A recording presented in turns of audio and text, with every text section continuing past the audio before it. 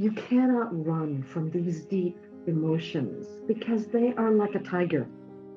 They will hunt you down. And the only option you have when it comes to emotions is turn and offer yourself into the mouth of the tiger and to really open into the core of that. And so this is why I'm wanting you to learn how to befriend your emotions in a gentle way, how to embrace them, how to allow them, and to even go deeper into the core of them to find the peace that's available inside. Otherwise, you're just going to be doing everything you can, that when you're at the peak of these emotions, you're shutting them down. And I don't even want to tell you what happened. You know, when 9/11 happened, and of course, those thousands of people died, and their families, an interesting thing happened. We went to New York City, and New York is my hometown. And we went to New York and we did Journey Outreach there. We brought Journey Outreach there to take people through the Journey Intensive so that they could clear these deeply stored cell memories, you know, because no one gave them a manual. They're feeling this trauma of what just happened to them. They've lost their loved one in Twin Towers. And I know what's going to happen. They're going to shut down. The biochemistry is going to be released, and it's going to go to their cell receptors. And later on, it's going to show up as illness.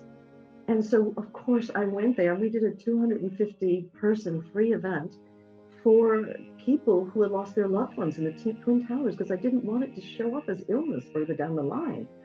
And sure enough, 10 years later, it was in the New York Times that the American government kept tabs on those who lost loved ones in the Twin Towers. And they had off the Richter scale cancer.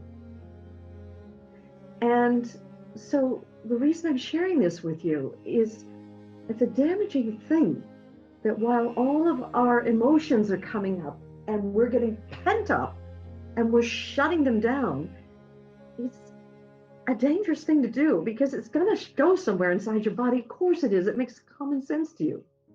And so my prayer is that we learn how to healthily open and embrace our emotions, even go into the core of them and find the peace that's inside of them.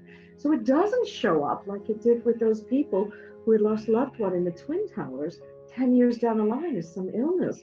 It's why they're using this work in hospitals to get to the emotional root cause of what's co-creating the illness. It's why, for the first time in 26 years, I'm giving the Journey Intensive as a live stream. You know, we've done many things, virtual live streaming, but never the Journey Intensive. And it's why I'm so passionate about you getting this work to clear this so it doesn't show up as illness down the line.